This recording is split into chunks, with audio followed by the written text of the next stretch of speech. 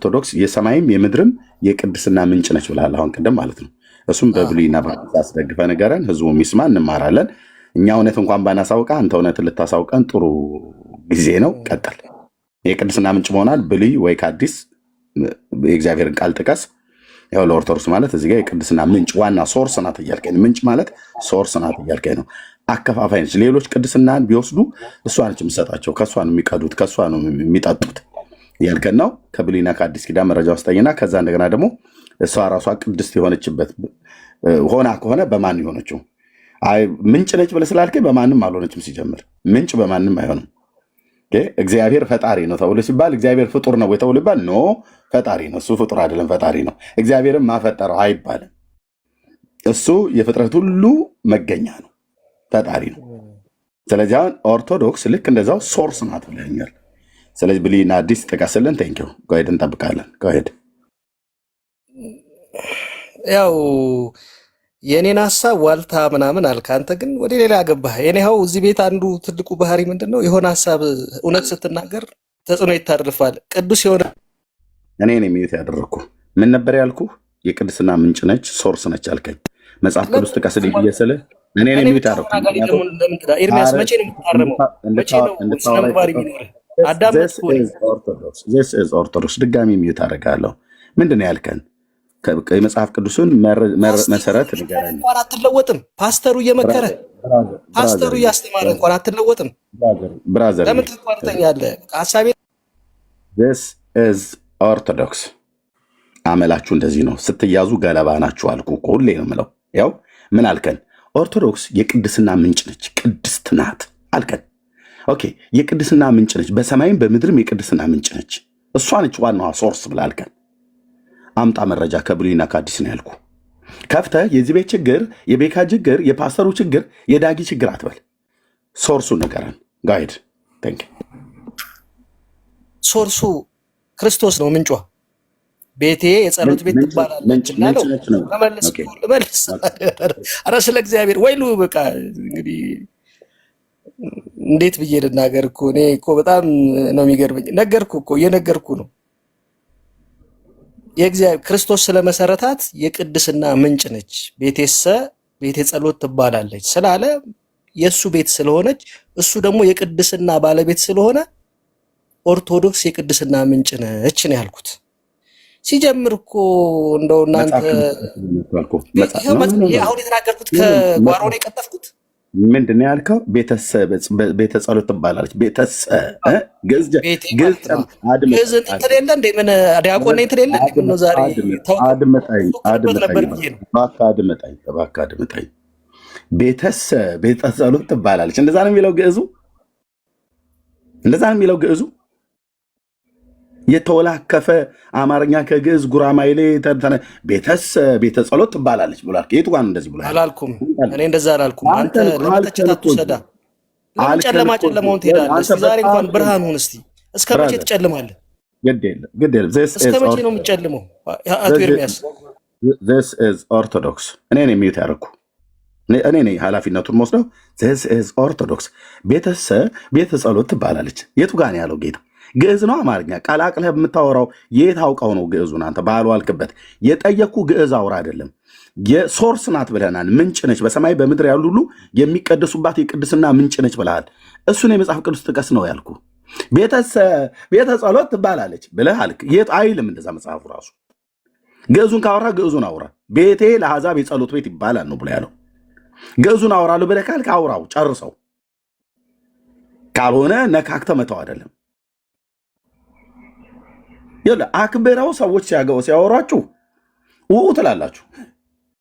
እናንተ በለፈለፉ ይጠፉ ብለን እናንተ እኮ ናችሁ ምላሳችሁ ረጅም ሆኖ ስንት ነገር አሁን ዘባረቀ። እኔ ምንድን የጠየቅኩ የቅድስና ምንጭ ነች ብሎ ያልከውን ጥቅሱን አሳየን ያልኩ ኩሲ።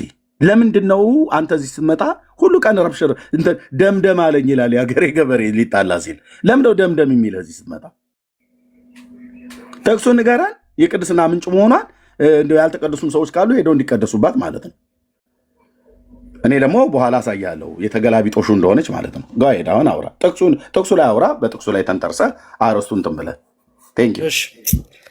እሺ ሌላውን ነገር ልተወው፣ ጥቅሱን ላምጣው። እሺ የማቴዎስ ወንጌል ምዕራፍ 21 ቁጥር 13 ላይ ቤቴ የጸሎት ቤት ትባላለች ተብሎ ተጽፏል፣ እናንተ ግን የወንበዴ ዋሻዎች አደረጋችኋቸው ይላል።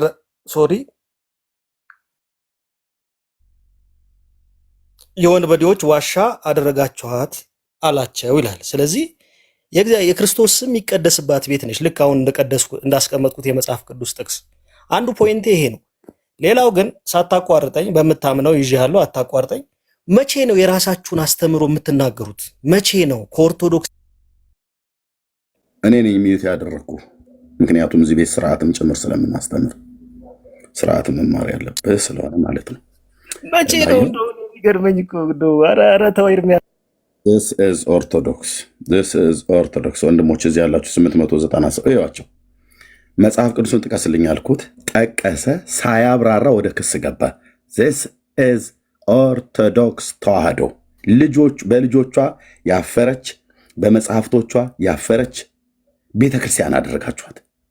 አሁን አንተችን ግዙፍ ቤተክርስቲያን ወክለ ቤተ ጸሎት ትባላለች አልከ። ግዕዙን ከአማርኛ ቀላቅላይ ግዕዝ እንደሚያቅሰው ጠቀስክ። እሱን ተወው አልኩ። አማርኛውን ቀጥታ ተናገር። አማርኛውን እንኳን ማንበብ አልቻልክም፣ እውነቱን ለመናገር ማለት ነው። ይኸው ሉቃስ ወንጌል መጽሐፍ ምዕራፍ 21 ቁጥር 13 ጠቀስከና በአግባቡ እንኳን ማንበብ አቅቶ ነበር። ይህንን ካነበብኩ በኋላ እዚህ 870 ሰው በቁም ነገር እየሰማን ነው። ቃሉን ወደ መተርጎምና የቅድስና ሶርስ ናት ምንጭ ነች ወደ አልካት ኦርቶዶክስን ከዚህ ቃል ጋር ዋህደ ማነው አዛምደህ ለህዝቡ ማሳየት ለእኔ ማስተማር ሲገባ ይህን ጠቀስክና፣ ቆይ ግን እኔ ኤርሚ አንድ ነገር እምልህ ነገር አለ እምልህ ግን እናንተ እኮ የውላችሁ በባለፈው እንትን ብላችሁ ዳርያስ እዚህ የእግዚአብሔርን ቃል ጠቅሰህ ስታበቃ ክሌም ያደርካት የቅድስና ምንጭ ነች ሶርስ ናት በሰማይ በምድር ያሉ የሚቀደሱት በሷ ነው ብለህን ኦርቶዶክስን ሊያሳየን ነው። ቃሉን ከተጠቀሰው ዘንዳ ሊተነተነው ነው ብለን ስንል አንተ ይሄንን በጭንቅ ላጣረከውና አወጣና አይ ቲንክ ሰርች አድርገህም ሊሆን ይችላል ነው ብቻ አርክና ከዛስ ቆይ ግን የምልክ ቤቴ ለጸሎት ቤት ትባላለች ተብሎ ተጽፏል፣ እናንተ ግን የወንበዴዎች ዋሻ አደረጋችኋት አላቸው። ግን ይኸውልህ እኮ ለእናንተ እኮ ፕሮቴስታንት ምናምን ተንትን እንጂ አብራራ እንጂ ጠቅሰህ የለ እንዴ አምጥተህ የለ እንዴ እግዚአብሔርን ቃል አምጥተዋል እኮ ተንትነው የቅድስና ሶርስ የቅድስና ምንጭ ቅድስት ናት ስትላት የነበራትን ቤተክርስቲያን ቅድስናዋን አሳየን እንጂ እሷ ተቀድሳ የቅድስና ሶርስ በመጀመሪያ ሶርስ ነች ነው ያልከው። ምንጭ ናት። ምንጭ ማለት ሶርስ ማለት ነው። እሱን አብራራን የተባልከው እንዴት ሰው መጽሐፍ ቅዱስ ጠቅሶ ወንድሞች እናቶቼ አነበበልን። ካነበበልን በኋላ ቆይ ኤርሚያስ ያውላችሁ ቆይ ቤካ አንተ ከፓስተሩ እንኳን አትማርም እንደምን በደንብ የሚያስተምረኝ ፓስተር ነው፣ የሚገስጸኝ ፓስተር ነው።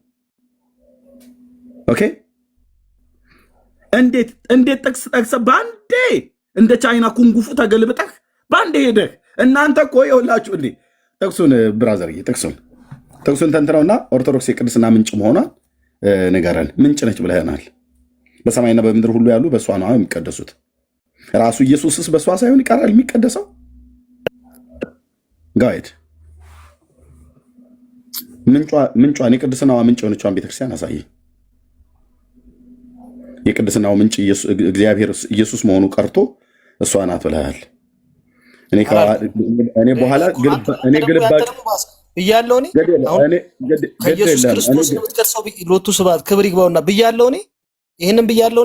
ምንጭ ነች ብለህ ስትል ብራዘር አሁን አንተ ይመስክር እጅግ የአጋንንት የሚጫወትብህ ሰው ነህ አንተ። እውነት ብያለሁ። ንገረኝ እስቲ ይህንን ብቻ በለኝ። ኢየሱስ ክርስቶስን ጌታችን መድኃኒታችን ኢየሱስ ክርስቶስን የምትቀድሰው እሷ ነች ብያለሁ። አብራራ አልኩህ። ብያለሁ ወይ መልሳ። እስከ መቼ ነው እንደዚህ የርኩስ መንፈስ መጫወቻ ሆነ የምትኖረው? ዛሬ ልንገርህ እስቲ መቼ ነው? እኔ ነኝ ሚዩት ያደረግኩህ። This is Orthodox ታቸው ነው ብቻ ነው። አሁንም ይሄ ነው የምትችለው። እኔ እወጣለሁ፣ ችግር የለውም። እኔ ሚዩት ማድረግ ነው ማድረግ። ለምን እንደሆነ ታውቃለህ? ስርዓት አታውቅ። ቃል እግዚአብሔር ጠቅሰህ ነገር አለ። ታብራራዋለህ ወይ ስላስወጣህ? ከአጋንንት መንደር ብታስወጣኝ ሰላም ነው ማገኘው። እኔ እኮ ቢያንስ እንደው መልስ ብታገኝ ሰላምህን ትንሽ እንንሳዋ ታዲያ በእግዚአብሔር ቃል። እኛ በነገር አይደለም፣ እንዳንተ በመሳደብ አይደለም። ለምን እዚሁ ቁጭ አትለው ነበር? በእግዚአብሔር ቃል ሰላምህን እንነሳው ነበራ። ምክንያቱም ይሄን ቃል አንተ የተናገርከውን እኔ በመተርጎም ያው ሰላምህን ታጣ ነበር። እንደዚህ ናቸው በቃ ወንድሞች እናቶች። ፓስተር እኛን መከረ ቴንኪው አለ። ኦኬ ከዛ ቀጥቶ ወደ ሀሳቡ አይገባም።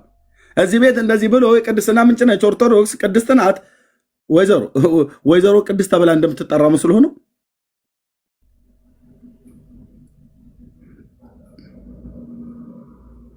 እንደዚህ ጥቅስ ጠቅሰው አብራራ ተብሎ ሲባል እስካሁን ተጨቃጭቆ ወጣ። ወንድሞች እናቶች እኔ ወደ ቃሉ ተመለስ ነው እሱ ነገር ይለዋል።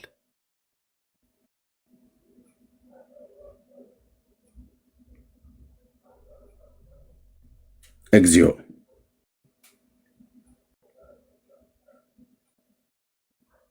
እግዚኦ ጠጥተው አይንዱ እንደሚባል ተናዳችሁ አትግቡ። ኦርቶዶክሳውያን ተናዳችሁ አትግቡ። የምናወራው የእግዚአብሔርን ቃል ነው። የእግዚአብሔርን ቃል ደግሞ ተናድጄ ማወራው አይደለም። በብዙ ጥንቃቄ ነው ማውራት ያለብን የእግዚአብሔርን ቃል። አንደኛ አባቶቻችን አረቄ እየጠጡ አይደለም የጻፉት ይሄን ቃል። በራሳቸው በስጋዊ አእምሮ ተነድተው የጻፉት ቃል አይደለም። በመንፈስ መነዳት እግዚአብሔር መንፈስ ቅዱስ ያስተማራቸውን ቃል ብትችል በእግዚአብሔር መንፈስ ምሪት ነው ልታገለግለው የሚገባ። ሰውን ለማብሸቂያ ወይ ድርጅትን ለማድመቂያ ብለህ የምታወራው ነገር አይደለም። ኦርቶዶክስን ቅድስት ናት ምናምን ነገር ብለህ ስትል ክሌም ያደርከውን በእግዚአብሔር ቃል አረጋግጠል ነው። አላረጋገጥክም። ከዛ ይልቅ ነገር ነው ያለብህ። ይህ ቃል ልትሰድብ ነው የፈለግከው። ኤርሚያስን አጋንንት ነህ፣ አጋንንት ይጠቀምባል ምናምን ነገር አልክ። ችግር የለውም እሱ ብራዘር፣ ችግር የለውም። አጋንንት የተጠቀምበት ሰው ብለህ የምትለው መጽሐፍ ቅዱስ ገልጦ ያወጣኸውን ጥቅስ አውጥቶልህ ተርጉም ብሎ ይላል።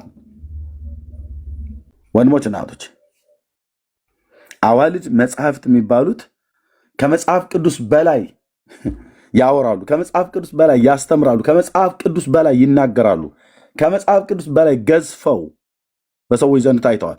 ከመጽሐፍ ቅዱስ በላይ ሰውን ተቆጣጥረው እንደ አሽክላ አረግ ህዝቡን ኦርቶዶክሳውያንን ተብትበው አስረው የያዙ መጽሐፍቶች ናቸው።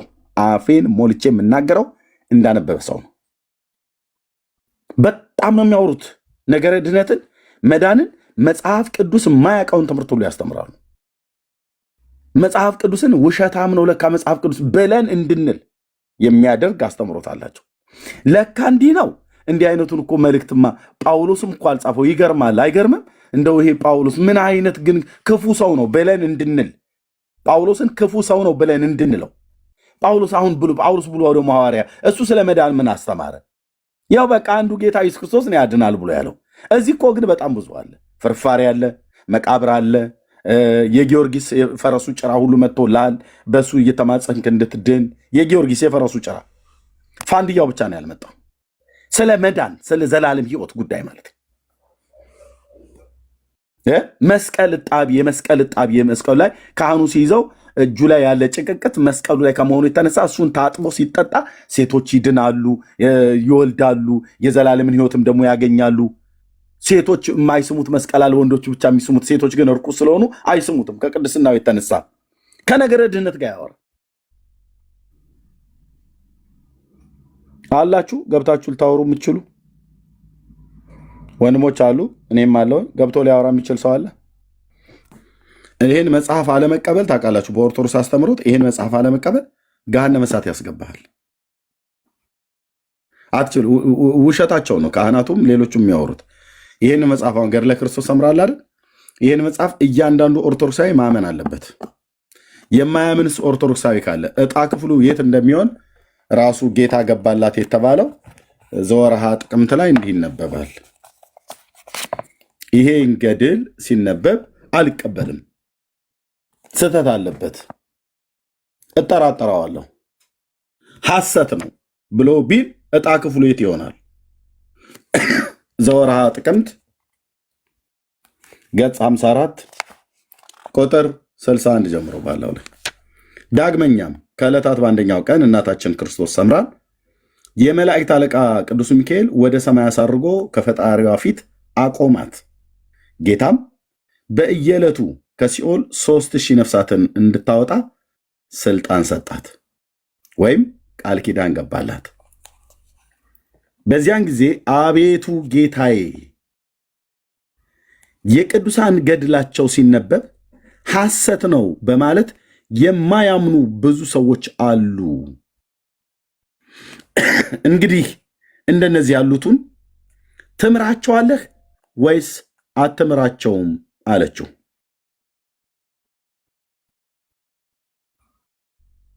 የቅዱሳን ገድላቸው ሲነበብ ሐሰት ነው በማለት የሚያምኑ ብዙ ሰዎች አሉ አለችው።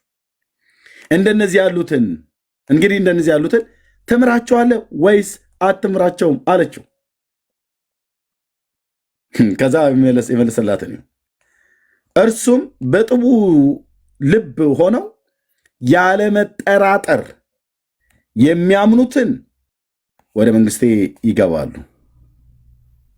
ገድሉን ያለመጠራጠር፣ ገድላችሁ ሲነበብ ያለመጠራጠር የሚያምኑትን ወደ መንግስቴ ያስገባቸዋለሁ።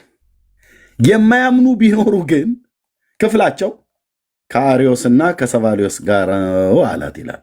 አርዮስና ሰባሊዮስ የተባሉ በቤተክርስቲያን ታሪክ ውስጥ ምንፍቅናን ትምህርት ያስተማሩ ከሃዲያን ናቸው። ዕጣ ክፍላቸውም በገሃነመ እሳት ነው። ስለዚህ ቀሲስ ዲበኩሉ የሚያስተምር የለም አሉ አለ። ኤርሚ ጥያቄ ልጠይቅህ። ቀሲስ ዲበኩሉ ይሄን መጽሐፍ ስለማያውቁት ነው አንተ ዲያቆኑ ይሄን አውቀህ እየተናገርክ ነው ያለው? እሳቸው አይ ቲንክ በእንትን ይበልጡሃል ብዬ ነው የማስበው። በስልጣን ይበልጡሃል። በስልጣን ከረገጡ በእውቀትም ይበልጡሃል። እና ስለማያውቁ ነው ወይስ ኦርቶዶክሳውያን በቃ ምንም አይጠይቁንም እኛ የምንለውን ብቻ ነው የሚሰሙት ከሚል ግምት ነው እኚህ ሰው እንዲህ ያለ ነገር የሚናገሩት? ይሄ መጽሐፍ እንግዲህ የቤተ እምነቱ መጽሐፍ ነው አይደል? አንተ ያሳተምከው አይደለም አይደል? ረኔ የተየታለኝ እንደሱ አይነት ቪዲዮ ስላየው ነው። ብር ሞልቶሃል አሉና እያሳተምክ ከቤተ ክርስቲያኒቱ የተለየ እያሳተምክ እንደዛ እያረክ እንደሆነ አንዳንድ ቪዲዮዎች መረጃ ስለደረሱ ነው ይሄን ያነሳሁት። ኤኒዌይስ ስለማያውቁ ነው ወይስ በቃ ህዝቡ አይጠይቀንም ከሚል ነው? ምንድን ነው ምክንያቱ? አሁን ይሄ በእርግጥ አንተ ልትመልሰው አትችልም፣ ግን ቄስ ዲበኩሉ ሊሰሙ ይችላሉ ብዬ አስባለሁ። በዚህ አጋጣሚ ሊኖሩ ይችሉ ይሆናል፣ ወይም ይህን ቪዲዮ ሊደርሳቸው ይችል ይሆናል። ምን ይሆን ምክንያታቸው? የምታውቀው ነገር ካለ ልትነግረን ትችላለህ። ግን ኦርቶዶክሳውያን ልትጠይቁት የሚገባ ጥያቄ ነው የጠየቅኩላችሁ። አሁን አያውቁም ወይስ ሆነ ብለው ነው ይሄን ያደረጉት? በጣም መጠየቅ አለባችሁ ወንድሞቼ። እሺ ቴንኪው ፓስተር፣ ጥሩ ጥያቄ ነው። የማውቀው እናገራለሁ። በስልጣንና በእውቀት ይበልጡኛል ብዬ ስል ድሮ እንጂ አሁን አይበልጡኝም። አሁን በስልጣንም አይበልጡኝም። እኔ የእግዚአብሔር ልጅ ነኝ፣ የክርስቶስም አገልጋይ ነኝ። በሰው ሳይሆን በእግዚአብሔር የተሾምኩኝ የክርስቶስ አገልጋይ ነኝ። እንዳገለግል ጸጋን ይሰጠኝ ማለት ነው። በድሮ ግን በኦርቶዶክስ በስልጣንም በእውቀትም ይበልጡኛል። ካህን ናቸው፣ እኔ ዲያቆን ነኝ። እኔ ከማውቀው በላይ እሳቸው በጣም ብዙ ያውቃሉ። አሁን ግን በስልጣን አይበልጡኝም። እኔ እግዚአብሔር ልጅ ነኝ። የእኔ አገልግሎት ስልጣን ከእግዚአብሔር ነው፣ የእሳቸው ግን ከሰው ነው። ይህንን በደንብ እናገራለሁ፣ ለማናደድ አይደለም። እውቀትም ተብሎ ይባል እሳቸው አሁን የሚያውቁት ሌሎች እነዚህን እንኳን አያውቋቸው፣ ሌሎችን መጽሐፍት ነው የሚያውቁት። እኔ አምላኬን ቃል አውቃለሁ፣ የተማርኩትን ያህል አውቃለሁ፣ ብሉያትና አዲስን ማለት ነው። ስለዚህ ይሄ በዚህ እያዝልኝ። በአሁን ስልጣኑ ዲበኩሉ አይበልጠኝም። ኦኬ፣ እኔ ከእግዚአብሔር የተቀበልኩት የልጅነት ስልጣን አለኝ። ኦኬ፣ ይሄን ብዬ ካልኩኝ እነዚህ መጽሐፍቶች ታዲያ እያወቁ ነው ሳያውቁ ነው ብለህ ያልከኝ ፓስተርዬ፣ ልብ መርማሪ ሆኜ አይደለም የማውቀው፣ ግምቴን አልናገርም። ራሱ ቀሲስ ዲበኩሉ አንድ የተናገረውን ነገር ልናገር። ምን አሉ እንግዲህ እሷን ቪዲዮ ያገኛችሁ ሰዎች ካላችሁ ትልኩልኝ ደስ ይለኛል። ምን አሉ በአንድ ወቅት ላይ ስሜን ጠርተው እዚሁ እኔ ጋ መሰለኝ ገብተው ኤርሚያስ ገድላት ድርሳናትን ያነበበውን ያህል ከኔ ጀምሮ ማናችንም የኦርቶዶክሳውያን አገልጋዮች አላነበብንም አሉ ፓስተር። እዚሁ ሶሻል ሚዲያ ላይ አላልኩም ብለው አይሉ ያስታውሳሉ። አይ እሳቸው ራሳቸው አምነዋል ማለት ነው። አያውቁትም ማለት እኔ ራሴም አይደለም ሌሎቹም ማናችንም እሱ የሚያውቀውን ያህል እሱ ያነበበውን ያህል አላነበብንም። ኦርቶዶክስ እንደ ቤተክርስቲያናችን ልትሸልም ሁሉ ይገባል ብለው ጭማሪ ሁሉ ተናግረዋል ይመስለኛል። ዛቃለ ስለዚህ ስለማያውቁ ነው መጽሐፍ ነው ያላዩትም ማለት ነው። በቃ ይህን ቃል ሲናገር እታች ጻፉልኝ። ይህን ቃል ሲናገሩ የሰማችሁ በዛን ወቅት ላይ 77 ቁጥር ጻፉ። እኔ ቤት ነው አይደል ጸጊ? አዎ የሰማችሁ 77 ቁጥር ጻፉ። ይህን ቃል የተናገሩ ቀን እሱም ቪዲዮ ያገኛችሁ ሰዎች ካላችሁ ላኩልኝ። የሰማችሁ ከታች ፓስተር ታሬ እንዲያይ 77 ቁጥር ጻፉ። አይ በጣም ጥሩ ነገር ነው ማለት በቃ እንዲህ ብለው ካሉ ቄስ አላነበቡትም፣ አላወቁም። 77 ቁጥር የጻፈው ህዝብ በሙሉ እያየሁ ነው። ስለዚህ ቄስ ምን ማድረግ አለባቸው? እነዚህን መጽሐፍት ማንበብ አለባቸው ማለት ነው። አንብበው ለሙግቱ መልስ ለመስጠት መዘጋጀት ይኖርባቸዋል። ምንም አይደለም ማለት ስላላወቁ አለማወቅ ወንጀል አይደለም። ችግሩ ምንድን ነው? ሰው በማያውቀው ነገር ላይ ሲናገር ነው ትክክል የማይሆነውና ይሄንን ነገር ለመዳንም አይሆንም ምንም መቀበልም አለመቀበልም ይቻላል የሚለውን አስተያየት ከመስጠት በፊት እኔ አይ ቲንክ ቄስ ይሄንን መጽሐፍ አንብበው በደንብ ከዛ በኋላ ነው መልስ መስጠት ያለባቸው ይመስለኝ። ይሁን ግድ የለም ኦኬ፣ በዚህ ልካወቅን ምንም ሀሜት አይደለም። እውነት የሆነ ነገር ነው የምናወራው፣ በማስረጃ እየተነጋገርን አላማንም። ወዳጆች አይ ቲንክ እንግዳ የገባ እንግዳ አለ፣ አውሩ ከሱ ጋር። እሺ ቴንኪዩ ፓስተርዬ። እዚህ ላይ እኔም አንድ ነገር ኦርቶዶክሳዊ ስለሆንኩኝ አንድ ነገር ማለት ከተፈቀደልኝ ልበል። ከዛ ቀጥላለሁ። አይ ቲንክ የቀሲስ በኩሉንም ሰምቼዋለሁ። አሁን ኤርሚያስ ከፍቶትም ከዚህ በፊትም ሰምቼዋለሁ። የተለቀቀ ጊዜም እሳቸው ስላሉት ብቻ ሳይሆን አንድ ሰው እንደ ኦርቶዶክስ እንደ ክርስቲያን ድነትህ የሚወሰደውም ደግሞ የምትድነውም ገድላትን ስለተቀበልክ ወይ ስላልተቀበልክ አይደለም፣ ወይም ደግሞ ነው ብዬ አላምንም። ደግሞ ቤተክርስቲያንም እንደዛ አላስተማረችኝም። አንድ ሰው የሚድነው በክርስቶስ ኢየሱስ አምኖ ስለተጠመቀና የእግዚአብሔር ልጅ ስለሆነ ነው። ገድላትን ግን ስላልተቀበልክ ትጠፋለህ፣ ስለተቀበልክ ትድናለህ የሚባል አስተምህሮ በአስተምህሮ ደረጃ ቤተክርስቲያን ውስጥ የለም። ምክንያቱም አላት። እሺ ትቀጥላለህ። አንድ ደቂቃ ብቻ ላይ አውራና ታሳይኛለህ። ግን እንዴት ነው የምትድነው? አሁን እኔ ፐርሰናሊ አሁን ብትጠይቁኝ ቅድም አንድ ማን ነበረ ቢኒ ነው የሆነ ወረድኩኝ በአጋጣሚ አንድ እንትን ስጠይቀኝ ነበረ እና ቱ ቢሆንስ ገድል አሁን እኔ አላውቅም። በሚቀጥለው ነገር ከመሄድ ወደ አንድ ነገር አረጋግጠልኝ። ወደሚቀጥለው ውይይት ከመሄድ በፊት አሁን ኤርሚያስ ያነበበው መጽሐፍ በቤተ እምነቱ ውስጥ ወይም በቤተ ክርስቲያኒቱ ውስጥ የሚታወቅ መጽሐፍ ነው ወይስ አይደለም? ገድሉ የሚታወቅ ነው እንጂ ኦፊሻል የሚታወቅ እኮ መጽሐፍ ነው። ቴንክ ዩ። ሁለተኛው ግን እንደ ክራይቴሪያ ፓስተር ግን እንደ ክራይቴሪያ አንድ ኦርቶዶክሳዊ ክርስቲያን ይሄንን ስላወቀና ስላላወቀ ይጠፋል ይድናል አይባልም። ለምን?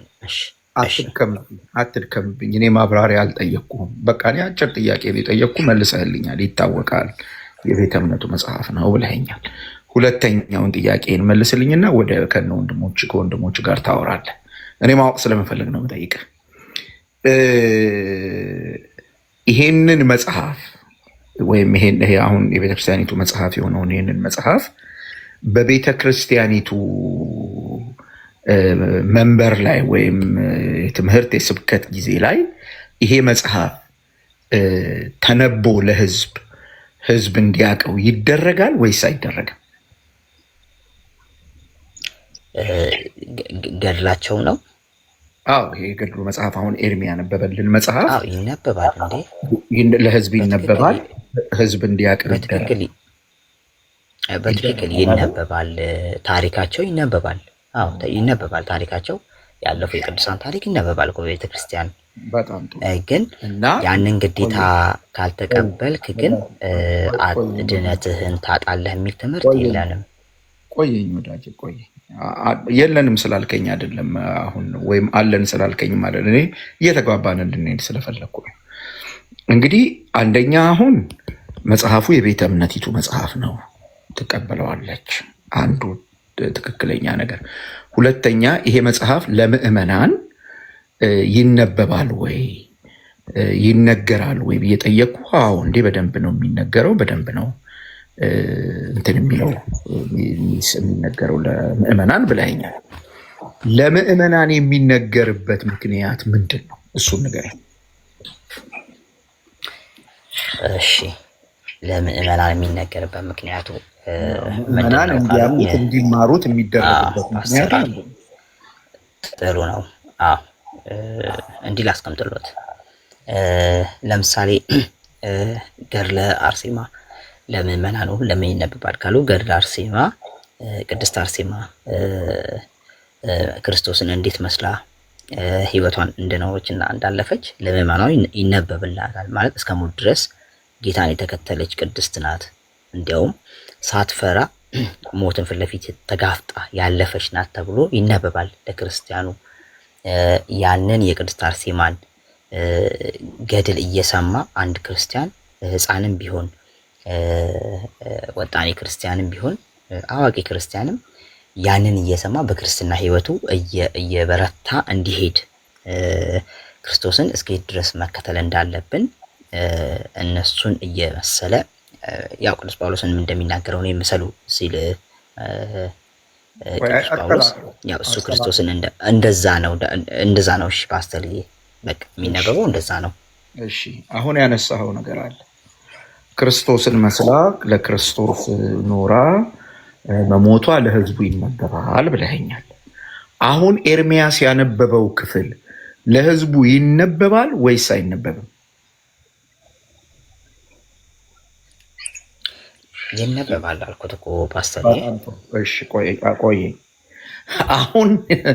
አሁን ኤርሚያስ ያነበበው ክፍል ለሕዝቡ የሚነበብ ከሆነ ማለት ነው፣ የሚነበብ ከሆነ ሕዝቡ ይሄንን መጽሐፍ እየተማረ ነው ያለው ማለት ነው።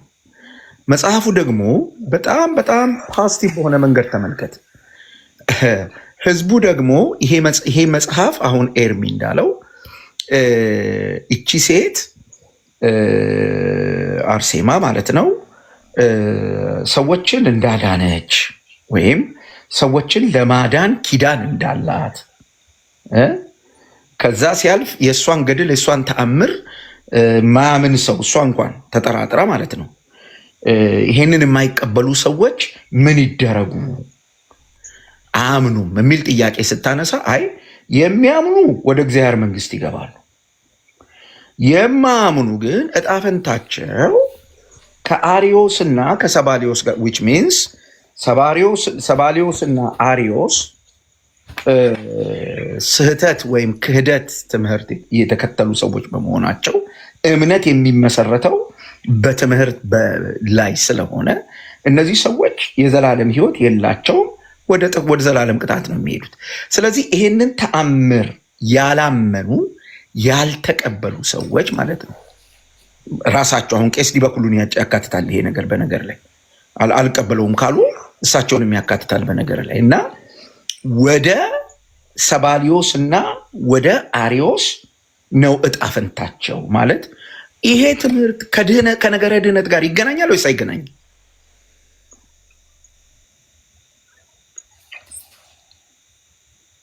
ወዳጄ የኢየሱስ ወይ እየሰማሁት ነው።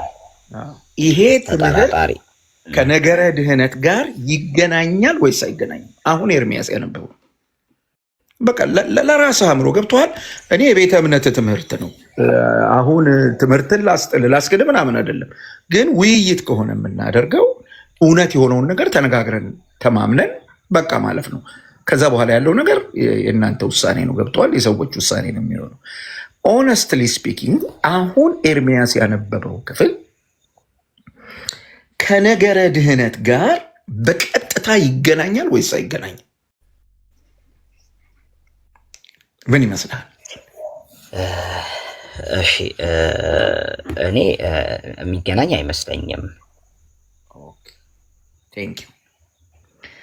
እንግዲህ ከነገረ ድህነት ጋር የሚገናኝ ካልመሰለ የነገረ ድህነት የመጨረሻው ነገር ምንድን ነው ለአንተ? ንገረኝ እስኪ። እሺ የነገረ ድህነት የመጨረሻው ምንድን ነው ብለው ከጠየቁኝ ክርስቶስ ኢየሱስን አንድ ሰው ክዶ ያ ተስፋ የሚያደርገውን መንግስተ ሰማያት አቶ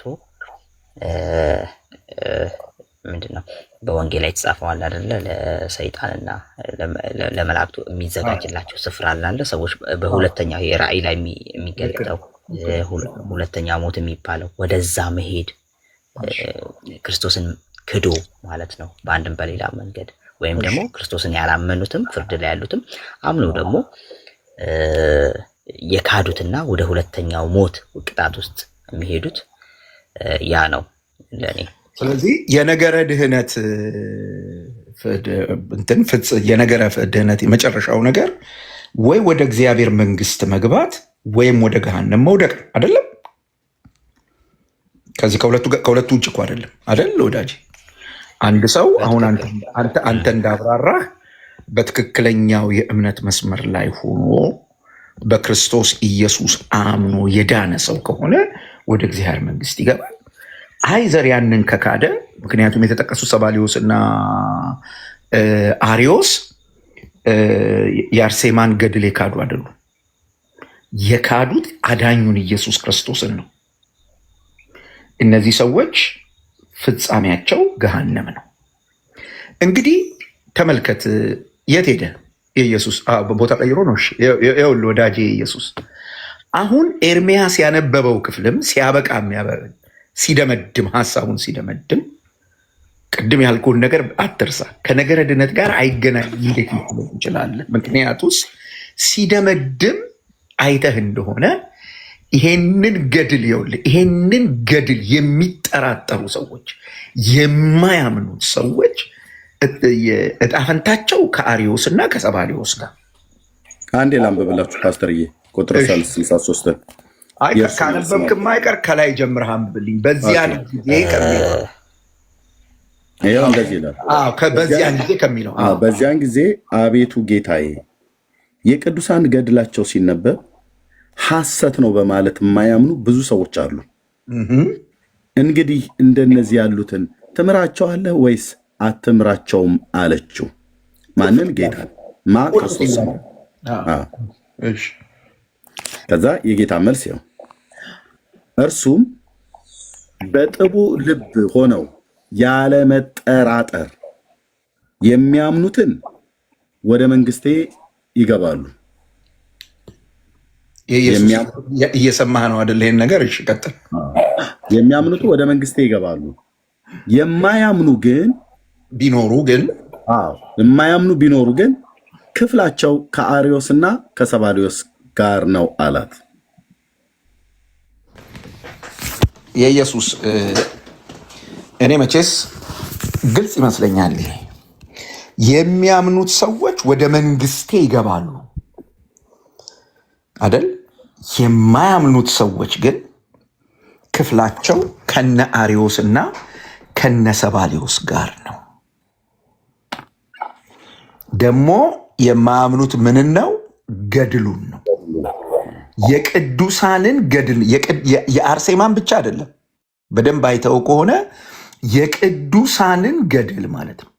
ስለዚህ ቅዱሳን የተባሉ ገድል ያላቸው ቅዱሳንን ገድል ሁሉ ሰው ለድህነቱ ማመን አለበት። በዚህ መጽሐፍ መሰረት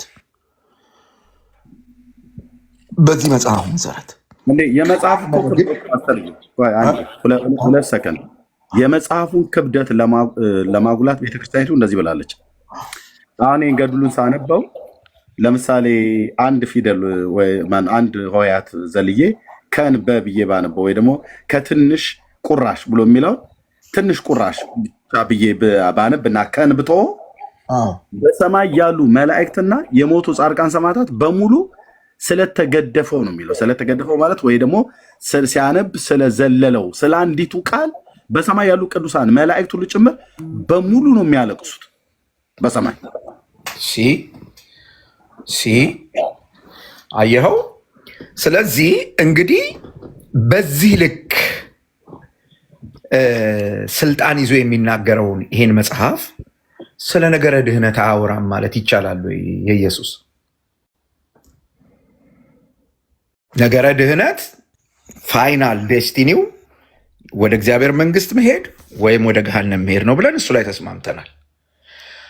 ይሄም መጽሐፍ የቅዱሳንን ገድል ማመንና አለማመን ወይ ወደ እግዚአብሔር መንግስት ያስገባል ወይ ደግሞ ወደ ገሃነም ይጥላል ይላል። እንግዲህ የነገረ ድህነት መጨረሻው ይሄ ከሆነ ይሄ መጽሐፍ እንዴት ነው እሱ ስለ ድህነት አያወራም ማለት የሚቻለው? ወንድሜ ኢየሱስ። እሺ እንግዲህ ከምን አንጻር ተናገርከው? ይሄን አሁን ነገረ ድህነትን አያወራም አሁን ከተነበበው አንጻር እንኳን ቢሆን አንደኛ በቅዱሳኑ ላይ ተአምርን የሰራው እግዚአብሔር ነው እና ያን እግዚአብሔርን ማዳን የእግዚአብሔርን ስራ መጠራጠር፣ ለምሳሌ አሪዮስ እና ሰባሊዮስ ተጠራጣሪዎች ወይም ደግሞ የካዱ ናቸው አይደለ? መካድ ልክ ከካዱት ጎን ይቆጠራል። አሁን እንዳላቀቡን ይሆናል። ከዛ አንጻር ዞሮ ዞሮ እኔ አንድ ነገር አምናለሁ፣ አባቶችም እንዳስተማሩኝ ማለት ነው። አንዱ ገድላት እንግዲህ ከዚህ ቀደምም አይታችሁት ሊሆን ይችላል። በቤተ ክርስቲያን ውስጥ ምንድነው ይሄ አስራው መጽሐፍን የሚመስሉና እንደገና ደግሞ አስራው መጽሐፍን ልጆች ያልሆኑ ሊጣሩ የሚችሉ ወይም ደግሞ ሊስተካከሉ የሚችሉ ገድላት እንዳሉ በተደጋጋሚ በአባቶችም ሲነገር እንሰማለን። ዞሮ ዞሮ ምንድነው እነዚህ ገድላት ልክ ቅድም እኔ እንዳልኩት ማለት ነው የእነዚህን የቅዱሳኑን ታሪክ ሰምተን በክርስትና ልንጸናበት የምንችላቸው ቅዱሳት መጽሐፍት ናቸው ብዬ ነው እኔ የማምነው። የኢየሱስ እኔ ላስጨንቅህ አልፈልግም። የጠየቅኩህን ጥያቄ አልመለስከውም። በጣም ነው የሸሸኸው። አባቶች ስለሚሰጡት ውሳኔ እኔ አልጠየቅኩህም። የኢየሱስ ትንሽ ነካ አረካትና መልስ ስለሌለው ሸሽተህ ሆነ ሄድከው። የእኔ ጥያቄ በጣም ግልጽ ነበር። ላስጨንቅህ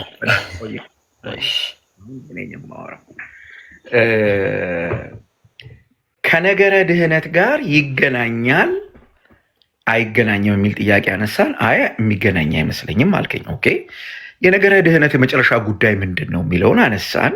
በሱ ላይ ስምምነት ላይ ደረስን።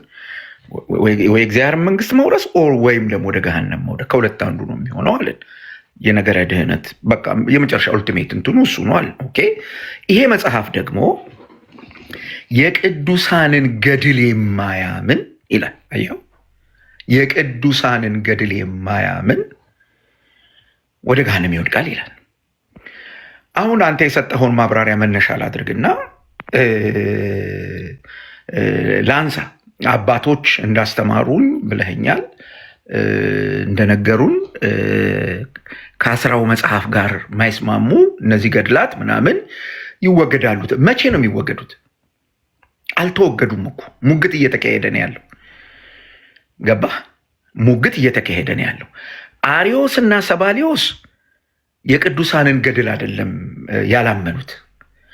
ያላመኑት የኢየሱስ ክርስቶስን የእግዚአብሔር ልጅነት ነው። አየኸው? ያላመኑት የኢየሱስ ክርስቶስን የእግዚአብሔር ልጅነት ነው። መጽሐፍ ቅዱስ ደግሞ እንደሚያስተምረው የኢየሱስ ክርስቶስን የእግዚአብሔር ልጅነትና የቤዛነት ስራ የማያምን ማንም ሰው አሁን ተፈርዶበታል ይላል መጽሐፍ ቅዱስ በግልጽ ያስተምራል።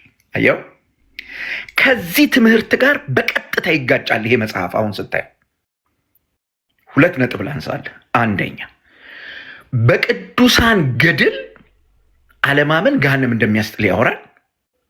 መጽሐፍ ቅዱስ ይህንን አይናገርም። መጽሐፍ ቅዱስ ይህን አይናገርም። አየኸው? ሁለተኛ እኔ እኮ ፓስተር ነሽ ጨርሱ።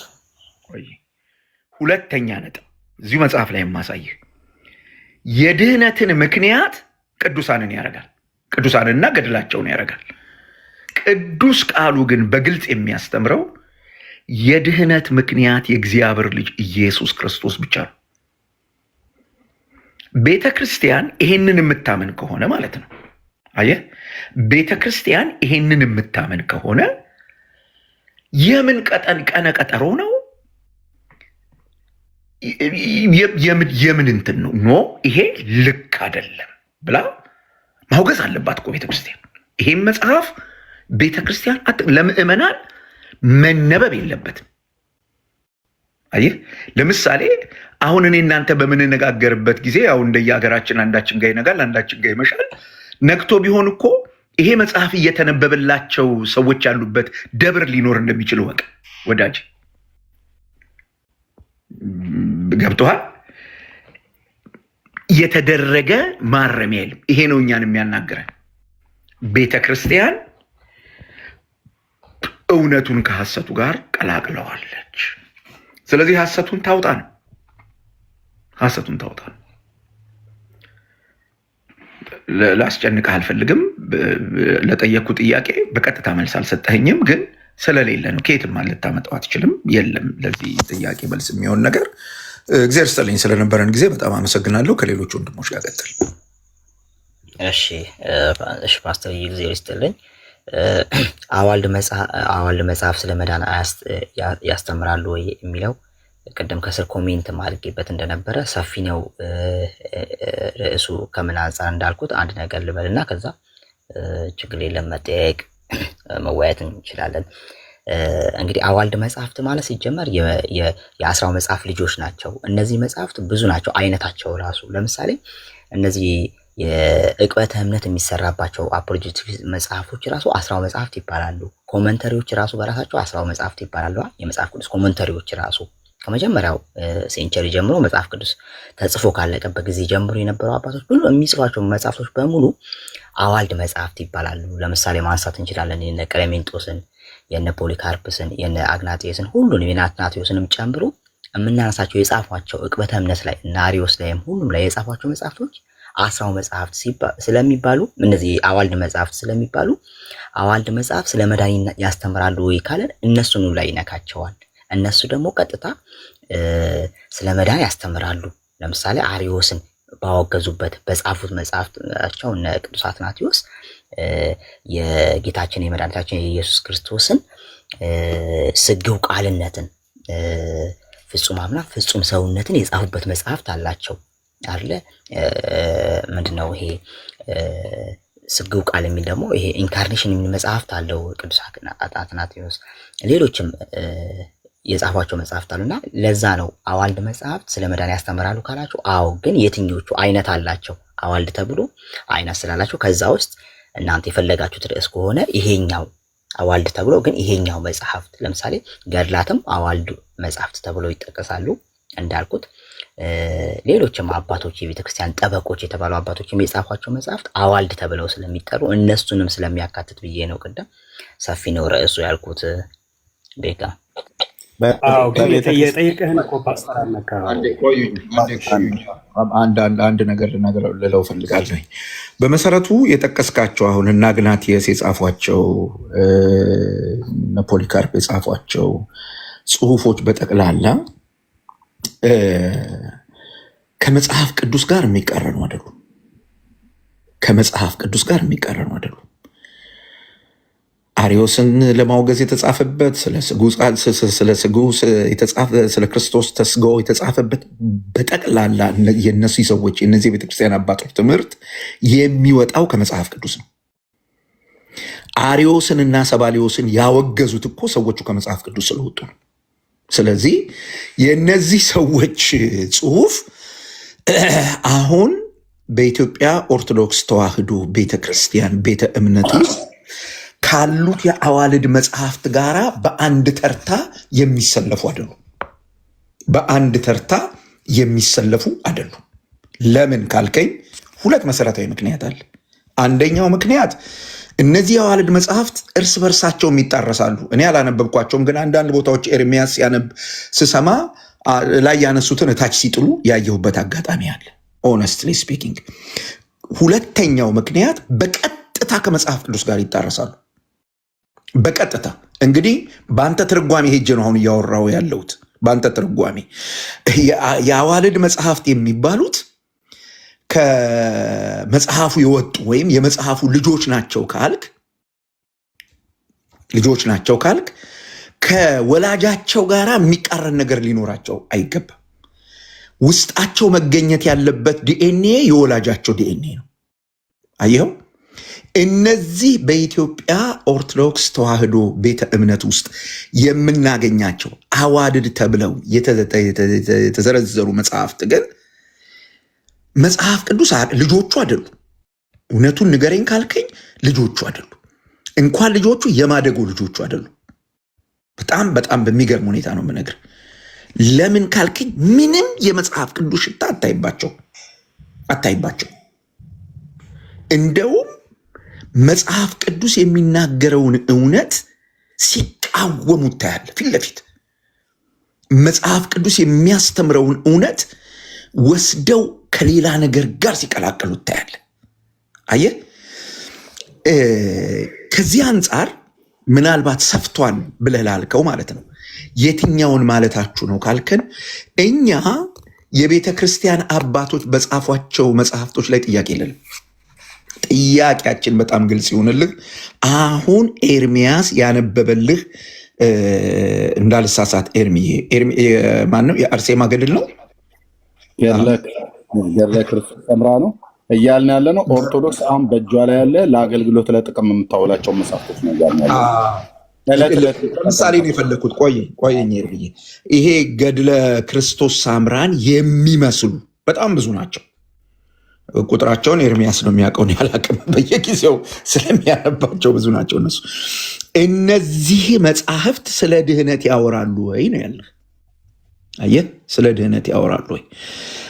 አይ የሚያወሩ አይመስለኝም አልክ። አየህ፣ ያንተ መልስ ራሱ በዛ አሁን ባልከው ጉዳይ ውስጥ ከሆነ የነበረው የቤተ ክርስቲያን አባቶች የጻፏቸውን መጽሐፍት ሁሉ ጠቅሰህ ከሆነ ያልከው አንተም ትክክል ያልሆነ መልስ መልሰሃል ማለት ነው። ምክንያቱም እነዚያ የቤተ ክርስቲያን አባቶች የጻፏቸው መጽሐፍት ስለ ነገረ ድህነት ያወራሉ። ነገረ ድህነት የሚባለው ነገር ከክርስቶስ ኢየሱስ ከእግዚአብሔር ልጅ ጋር ብቻ የተያያዘ መሆኑን ያወራሉ። አየህ፣ ስለዚህ እነሱ መጽሐፍት ስለ ድህነት አያወሩም፣ የሚያወሩ አይመስለኝም ብለህ ቅድም የመለስከው መልስ ልክ አይደለም ማለት ነው። እንደገባኝ ግን ነገሩን ተረድተዋል። እያወራን ያለነው በኢትዮጵያ ኦርቶዶክስ ተዋሕዶ ቤተክርስቲያን ውስጥ አሁን አዋልድና ገድል የሚባሉት መጽሐፍቶች ስለ ነገረ ድህነት ያወራሉ ወይ ነው። ምንም አይመስለኝም ካልክ ቅድም ያደረግነው ውይይት በቂ ነው። ምክንያቱም ኤርሚ አንብቦታል። ነገረ ድህነትን ተነጋግረናል። በግልጽ ነው የሚናገሩት፣ ግልጽ ነው ወዳጅ የኢየሱስና በዚህ ልክ ብታየው እኔ አይ ቲንክ ለአንተም የሚጠቅም ይመስለኛል ወንድሜ። ነገረ ድህነትን ብቻ ሳይሆን ደግሞ ገብረ ኢየሱስ እሰጥሃለሁ። ነገረ ድህነትን ብቻ ሳይሆን እነዚህ መጽሐፍቶች የማያምን አሁን እጣው ከአርዮስና ከሰባሪዎስ ጋር ይሁን አደል ብሎ የሚለው አሁን ገድለ ክርስቶስ ሰምራ ላይ ዘወርሃ ጥቅምት አሁን ባሳየሁት ላይ የሚያምኑ ቢኖሩ በገድላቱ መንግስት ይገባሉ ብሏል። ጌታን የተናገረው ነው ብሎ ያሏት። የማያምኑ ደግሞ ቢሆኑ እጣ ክፍላቸው ከአርዮስና ከሰባሪዎስ ጋር ነው። ያው እነሱ እንግዲህ ክርስቶስን ክደው መንግስተ ሰማያት አይገቡም፣ ሲኦል ነው ያሉት ማለት ነው። ያስተምራሉ። ቤተክርስቲያኒቱ ራሷ አምናበት ታምራቶችና ገድላትን የማይቀበል ለምሳሌ ታምረ ማርያምን የማይቀበል በስጋም በነፍስም ትንሣኤ አያገኝ ብላ ተራግማለች። አንደኛ ከቆመበት ስፍራ ይጥፋ ብላለች። ለሰው ያልሰገደ ይሄ ብቻ አይደለም፣ ታምሯን የሚጠራጠር ወልደ እግዚአብሔር ሰው ከመሆን ከማመን የወጡ ናቸው ብላም ደግሞ ተናግራለች። ላረባው ይችላሉ። ትልልቅ ኃይለ ቃላት፣ ትልልቅ እርግማን ነው ያስተላልፈችው። ወልደ እግዚአብሔር የእግዚአብሔር ልጅ ሰው ከመሆን ከማመን የወጡ ናቸው። ከምዕመናን ጋር አይቆጠሩም። የተረገሙና የተወገዙ የተለዩ ናቸው ትላለች። ቃል በቃል ደጋግሜ ስለማነበው በቃሌ ሁሉ አውቀዋለሁ የቱ ጋር ምን እንደተጻፈ እንደዚህ ብላለች። ሁለተኛ በስጋም በነፍስም ትንሣኤ አያገኝ ትላለች። መጽሐፍቶቹን የማይቀበል ስለዚህ አይደለም መጽሐፍቶቹን አምኖ መዳን አይደለም ያላመነ ሰው በስጋም በነፍስም ትንሣኤ እንዳያገኝ ሁሉ ማለት ነው። ቤተክርስቲያኒቱ አስተላልፋለች። ይሄ ቤተክርስቲያኒቱ ትምህርት ነው እና ምናልባት የኢየሱስ ባሪያ እንደው ለመደበቅ ብለህ ካልሆነ በስተቀር አሁን ቤተክርስቲያኒቱ ለጥቅም የምታውላቸው ወደ ኋላ ተመልሰን በእምነት አባቱ የተባለ አይደለም። አሁን በምታውላቸው ውስጥ ነገረ ድህነትን ያወራሉ ወይ ነው። ቀጥል። ቴንክ እሺ ፓስተር የቀደምም እኮ እኔ ስናገር አዋልድ መጽሐፍት ስል ሁሉንም ያካትት። አሁን ቤተክርስቲያን ውስጥ ሁሉም አዋልድ መጽሐፍቶች ነው ያሉት። እንግዲህ አይነታቸው ይለያያል። ቅድም ስናገር አዋልድ ሆነው ግን አይነታቸው ይለያያል። ሁሉም ደግሞ እጁ ቤተክርስቲያን ውስጥ አሉ። ለምሳሌ አንደኛው የትርጓሜ መጽሐፍት ነው። ቅድም እንደተነጋገርነው የትርጓሜ መጽሐፍ ኮመንተሪ የሰሩበት ልክ እንደ ቅዱስ ዮሐንስ አፈወርቅ የሰሩበት እነሱ አዋልድ መጽሐፍት ተብለው በአንድ ተርታ የትርጓሜዎች በአንድ ተርታ አባቶች የሰሩበት በአንድ ተርታ ይቀመጣሉ። እነሱም አዋልድ ናቸው። ይህም በቤተክርስቲያን ውስጥ ይገኛል። እንደገና ነው በመናፍቃን ላይ የተጻፉ መጽሐፍት ብዬ ቅድም ስናገር ያው ደግመውልኛል ደርሶም ለነ አሪዮስም ለነ ሰባሊዮስም ለሌሎችም የተጻፉ መጽሐፍት ለምሳሌ የካባዶሻ አባቶች የጻፏቸው በነገረ ስላሴ ላይ እነዚህ ሁሉ አዋልድ ሆነው ግን ለመናፍቃን የተጻፉ ወይም ደግሞ ለቤተክርስቲያን ዲፌንስ እንዲሆን ተደርገው የተጻፉ መጽሐፍት አሉ። በቤተክርስቲያን ውስጥ አሉ። እነሱም አዋልድ ይባላሉ። እንደገና ገድላት አሉ። ደግሞ የቅዱሳን ታሪክ የተጻፉ ገድላቶች አሉ። እነሱም አዋልድ ተብለው ይቀመጣሉ። የስርዓት መጽሐፍቶች አሉ። እነሱም አዋልድ ተብለው ይቀመጣሉ። ስለዚህ ከአዋልድ የትኛው የሚለውን ነው ለጥያቄ እንዲሆን ብዬ ለማንሳት ነው እንጂ እንትን ያልኩት አይ እነዛ ከነዚህ ጋር አንድ አይነት ናቸው ለማለት አለ። ሲጀመር አንድ አይነትም አይሆኑም። ገድላት ራሱን የቻለ ተአምራት ናቸው። እነዛ ደግሞ ማስተማሪያ ነው ሊሆኑ የሚችሉት። ኮመንተሪ ከሆነ ደግሞ መጽሐፍ ቅዱስን ማብራሪያ ነው ሊሆኑ የሚችሉትና በይዘታቸውም አንድ አይነት ሊሆኑ አይችሉም። ግን ሁሉም አዋልድ ነው የሚባሉት። ከዛ አይነት አላቸው ደግሞ ይከፋፈላሉ። ልክ አሁን እንዳልኩት ከዛ አንጻር ለመናገር ፈልጌ ነው። ከተረዱኝ ፓስተር ቴንኪዩ ስለሰጠኸኝ ኤክስፕላኔሽን። ቀጥሉ እንግዲህ አሁን ካታጎራይዝ አድርጋችሁ አሁን ኤርሚ ባነበበው ላይ ተወያዩ።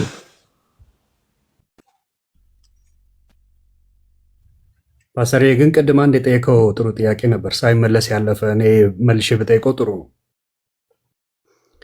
አሁን አዋልድ እሺ ካፓዶሽን ፋዘርስ ምናምን የጻፉት ሞርለስ ኮሜንተሪ ናቸው። አዋልድ ናቸው የሚባሉ እንኳን አይደሉም። አሁን አንተ ኤክስፕሌን እንዳደረግከው አይደለም። ይሁንና እሱ አይደለም አሁን ትልቁ ፕሮብለም። ገድላትና ድርሳናት በአጠቃላይ አዋልድም ተብለው ይካተታሉ አይደል? እሱን ኮንፈርም አድርገን እንለፍ። አልኩኝ እኮ ገድላት፣ ድርሳናት፣ የስርዓት መጽሐፎች፣ የጸሎት መጽሐፎች እየተባሉ ካታጎሪ ይደረጋሉ። ግን አዋልድ ስር ናቸው።